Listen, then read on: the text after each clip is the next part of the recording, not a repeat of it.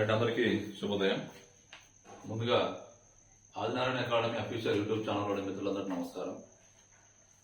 మరి ఈరోజు ఈ చిన్న వీడియో రూపంలో మీ ముందుకు రావడానికి ప్రధాన కారణం ఆంధ్రప్రదేశ్ ప్రభుత్వం మనం అనుకున్నాం ఆల్రెడీ ఈ జాబ్ క్యాలెండర్ రూపంలో జాబ్ క్యాలెండర్ ఒకదాన్ని జనవరిలో తీసుకురావడానికి ప్రయత్నాలు ప్రారంభించింది. జనవరిలో వచ్చే జాబ్ క్యాలెండర్లో అనేక రకాల డిపార్ట్మెంట్లకు సంబంధించి అనేక రకాల శాఖలకు సంబంధించిన ఖాళీల వివరాలన్నీ కూడా దాంట్లో తెలియపరుస్తారు. నేను గతంలో కూడా చెప్పాను, జాబ్ క్యాలెండర్లో ఏమేమి ఉంటాయి మొత్తానికి అంటే ఒక్కొక్క డిపార్ట్మెంట్ తరఫున ఏమేమి వేకెన్సీస్ ఉన్నాయి, ఆ వేకెన్సీస్కి సంబంధించిన నోటిఫికేషన్ ఎప్పుడు వస్తుంది, ఆ నోటిఫికేషన్కి సంబంధించిన ఎగ్జామ్ ఎప్పుడు నిర్వహిస్తారు, తర్వాత మనకు ఎగ్జామ్ అయిపోయిన తర్వాత పోస్టింగ్ ఇవ్వడానికి ఎప్పుడు అవకాశం ఉంటుంది, ఈ వివరాలన్నీ కూడా జాబ్ క్యాలెండర్లో ఉంటాయి. జాబ్ క్యాలెండర్కు సంబంధించిన సమాచారం ఏదైతే ఉందో అది జనవరిలో రావడానికి అవకాశం ఉంటుంది. గతంలో మనం జూన్ అనుకున్నాం, కాకపోతే మీరు గమనించారో లేదో ప్రస్తుత ప్రభుత్వము ఈ ఏవైతే నోటిఫికేషన్స్ ఉన్నాయో వాటి పట్ల చాలా క్లియర్గా ఉంది. ఇప్పుడు డిఎస్సి ఎగ్జామ్ చూసుకోండి, డిఎస్సి ఎగ్జామ్ రేపో మాపో నోటిఫికేషన్ వస్తుంది అనుకున్న సమయంలో మరి ఎస్సీల వర్గీకరణ రావడము, ఎస్సీ వర్గీకరణ మీద కమిటీ వేయడము, ఆ కమిటీ రిపోర్ట్ ఆలస్యం కావడంతో విద్యార్థులు నష్టపోకూడదన్న ఉద్దేశంతో ఏం చేసింది ఆంధ్రప్రదేశ్ ప్రభుత్వము, ముందుగానే డిఎస్సికి సంబంధించిన సిలబస్ ఒకదాన్ని రిలీజ్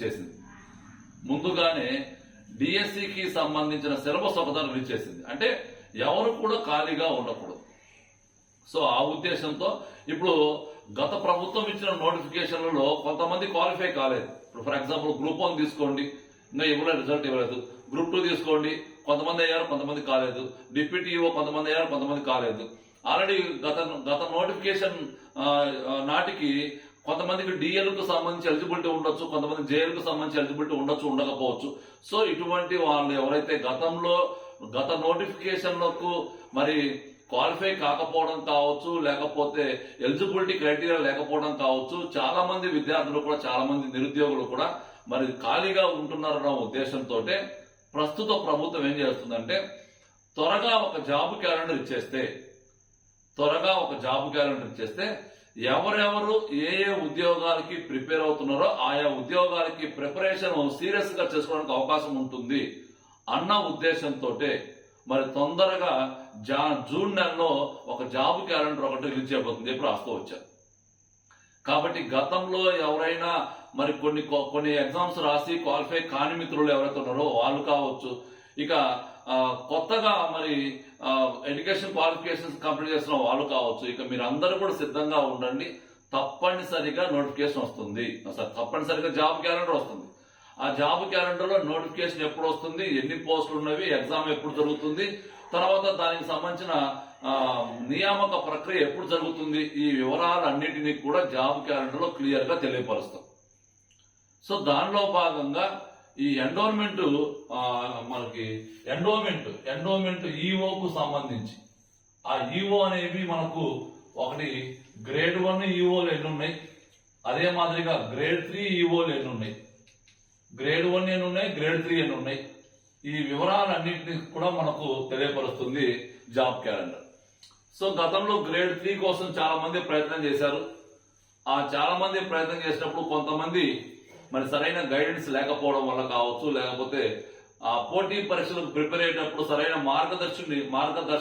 దర్శకుడిని ఎంచుకోకపోవడం కావచ్చు, కొంతమంది సక్సెస్ కాకపోవచ్చు.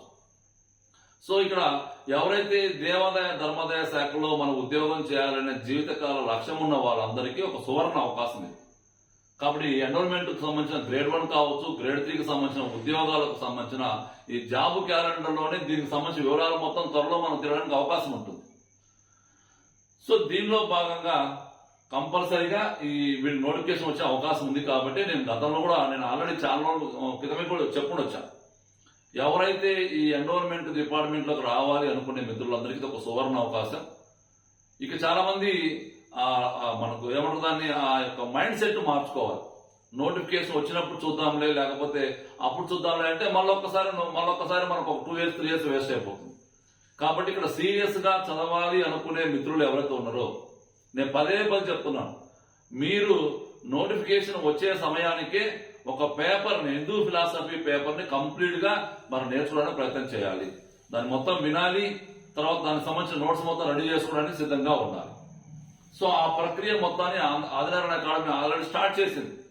ఎవరైనా కానీ ఈ యొక్క గ్రేడ్ 1 సంబంధించి కానీ గ్రేడ్ 3కి సంబంధించి కానీ మరి ప్రిపరేషన్ కొనసాగించాలనుకునే మిత్రులందరికీ కూడా ఆదినారాయణ అకాడమీ ఆల్రెడీ ఈ క్లాసెస్ కావచ్చు ఇవన్నీ కూడా మీకు అందుబాటులో తీసుకొచ్చింది. కానీ కనుక మీరు అందరూ కూడా దీన్ని ఉపయోగించడానికి ప్రయత్నం చేయండి. సో దీనిలో భాగంగా మరి ప్రతిసారి కూడా ఆదినారాయణ అకాడమీ ఏదైనా కొత్త నోటిఫికేషన్ వస్తుంది అంటే తప్పనిసరిగా దానికి సంబంధించిన విధి విధానాలు ముందుగానే మేము మీకు తెలియపరుస్తూ మిమ్మల్ని ఎప్పటికప్పుడు అవేర్నెస్ చేస్తుంది. దానిలో భాగంగా ఈ గ్రేడ్ 1 కావచ్చు గ్రేడ్ 3కి సంబంధించిన నోటిఫికేషన్ సంబంధించిన వివరాలు మరి రాబోతున్నవి, మీరు సిద్ధపడండి అని గతంలో మనం తెలియపరుస్తూ వచ్చాం. ఇప్పుడు కూడా దాన్ని ముందుకు తీసుకెళ్లిపోతున్నాం. ఇక చివరికి అంటే గ్రేడ్ 1 గ్రేడ్ 3 ఉద్యోగ నోటిఫికేషన్ వచ్చి ఎగ్జామ్ అయిపోయేంత వరకు కూడా ఈ ప్రక్రియ కొనసాగుతూనే ఉంటుంది. సో దీనిలో భాగంగా మరి ఈ హిందూ ఫిలాసఫీకి సంబంధించిన ఒక అప్డేటెడ్ అంశం మీ ముందుకు తీసుకురాబోతున్నాను. ఇక ఇప్పటి నుంచి అప్డేట్ అంశాలు కూడా మీకు ఎప్పటికప్పుడు తెలియపరుస్తూ ఉంటాం. దానిలో భాగంగా ఈ ఆంధ్రప్రదేశ్ దేవాదాయ ధర్మాదాయ శాఖ ఏం చేసిందంటే వెరీ రీసెంట్ గా 1987 ఏముంటుంది దాన్ని AP charitable and Hindu religious institution and endowments act. So ఇక్కడ హిందూ ఫిలాసఫీ యాక్ట్ ఒకటి చట్టము, హిందూ ఫిలాసఫీ చట్టము. ఈ హిందూ ఫిలాసఫీ చట్టము 1987. హిందూ ఫిలాసఫీ చట్టాన్ని ఏ పేరుతో పిలుస్తాం మనము? AP charitable and religious, AP charitable and Hindu religious institution and endowment act. ఈ AP charitable and Hindu religion, AP charitable చూడండి ఒకసారి, AP charitable Hindu religious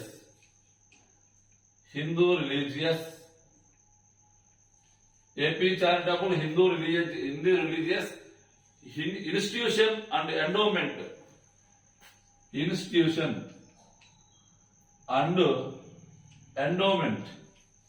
act 1987.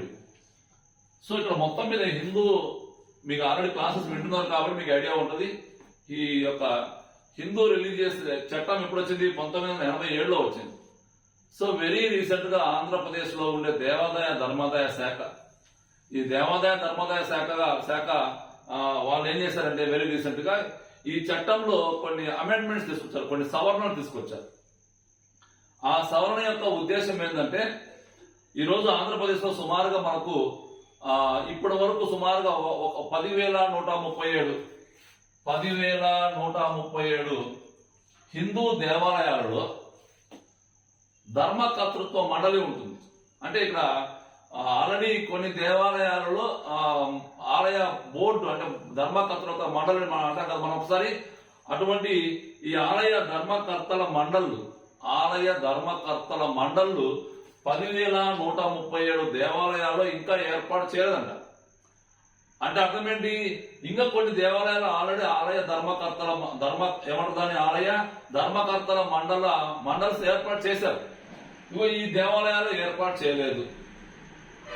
కాబట్టి ఈ ఏర్పాటు చేయవలసిన ఈ 10,137 దేవాలయాలలో ఆలయ ధర్మకర్తల మండలకు సంబంధించి ఇక కొత్త చట్టంలో చేసిన సవరణను బేస్ చేసుకొని 1987 చట్టంలో చేసిన సవరణ ఆధారంగా ఈ ఆలయ ధర్మకర్తల మండలను ఏర్పాటు చేయాలి అని ఆంధ్రప్రదేశ్ ప్రభుత్వం తాజాగా ఉత్తర్వులు ఇచ్చింది.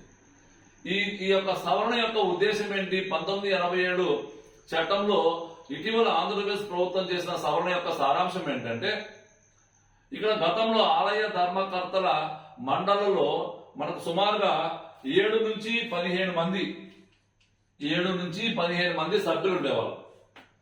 ఈ 7 నుంచి 15 మంది సభ్యులలో గతంలో నాయీ బ్రాహ్మణ్స్ ఎవరైతే ఉన్నారో, నాయీ బ్రాహ్మణ్స్ కావచ్చు, బ్రాహ్మణ్స్, ఈ నాయీ బ్రాహ్మణ్స్ కి ఈ ఆలయ ధర్మకర్తల మండలిలో స్థానం ఉండేది కాదు.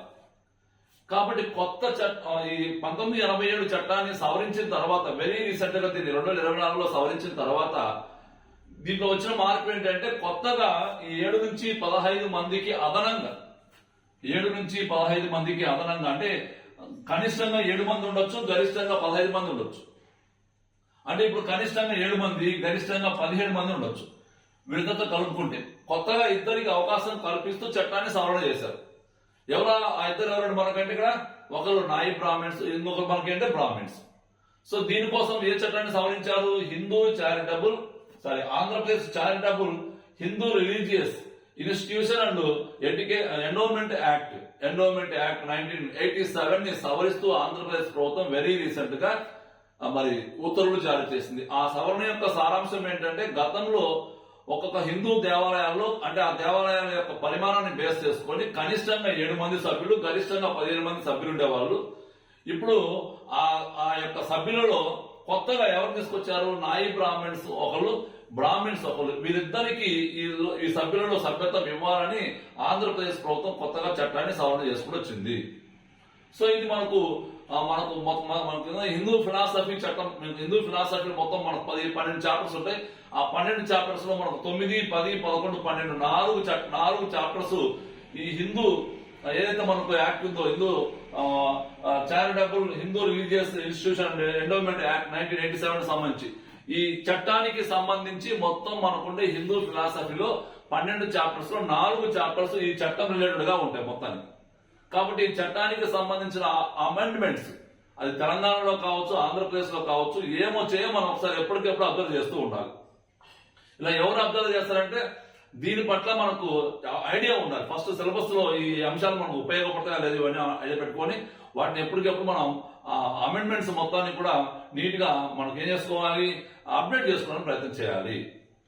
కాబట్టి ఇక్కడ ఈ దేవాలయాలు నేను తర్వాత మనం 1 by 1 మీ క్లాసు కూడా చెప్తుంటారు. దేవాలయాలు ఎన్ని రకాలుగా ఉండే, 6A దేవాలయాలు అంటే ఏంటి, 6B దేవాలయాలు అంటే ఏంటి, 6C దేవాలయాలు అంటే అర్థం ఏంటి, మరి దేవాలయాల యొక్క ఆదాయాన్ని బేస్ చేసుకొని దేవాలయాలను ఎలా వర్గీకరించుకుంటూ వచ్చారు. మొత్తానికి దేవాలయాలకు సంబంధించి ఆలయాల ధర్మకర్తత్వ మండలికి సంబంధించి ఈ హిందూ ధర్మాదాయ చట్టం 1987లో మరి తెలిపే సెక్షన్ ఏంటి, దాని ప్రకారం ఆ చట్టాన్ని సవరించి వెరీ రీసెంట్ గా ఎవరికి అవకాశం కల్పించారు, ఒక హిందూ దేవాలయాలు కనిష్టంగా ఎంతమంది సభ్యులు ఉండడానికి అవకాశం ఉంటుంది, గరిష్టంగా ఎంతమంది సభ్యులు ఉండడానికి అవకాశం ఉంటుంది. గతంలో అయితే 15 మంది, ఇప్పుడైతే 17 మంది కొత్తగా ఎవరికి అవకాశం కల్పించారు.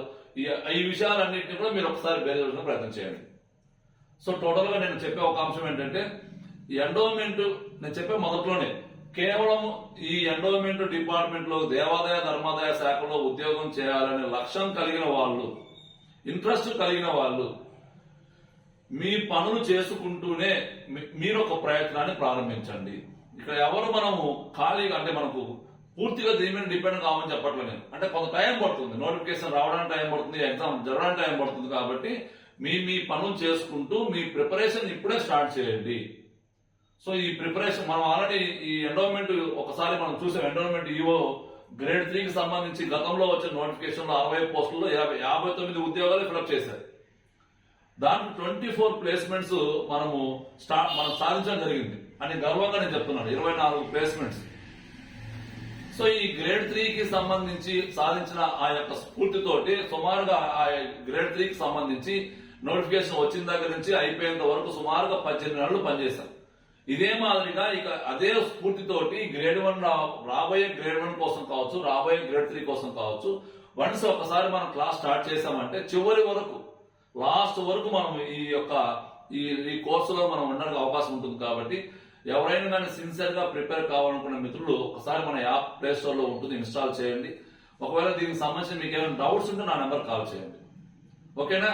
ఇక్కడ మనం అందించే ఈ కోర్సు యొక్క వివరాలు ఏంటంటే, హిందూ ఫిలాసఫీకి సంబంధించి ఒక పేపర్ మాత్రమే, హిందూ ఫిలాసఫీ పేపర్ కి సంబంధించిన పూర్తి స్థాయి క్లాసెస్, హిందూ ఫిలాసఫీకి సంబంధించిన పూర్తి స్థాయి స్టడీ మెటీరియల్, ఈ రెండింటిని మనం క్షుణ్ణంగా మన కోర్సులో అందిస్తున్నాం. కాబట్టి ఉపయోగించడానికి ప్రయత్నం చేయండి. జనరల్ స్టడీస్ క్లాసెస్ ని తర్వాత మనం లాంచ్ చేస్తాం, అంటే కొంత టైం పడుతుంది లాంచ్ చేయడానికి. ఓకేనా? మరిగా థ్యాంక్ యూ.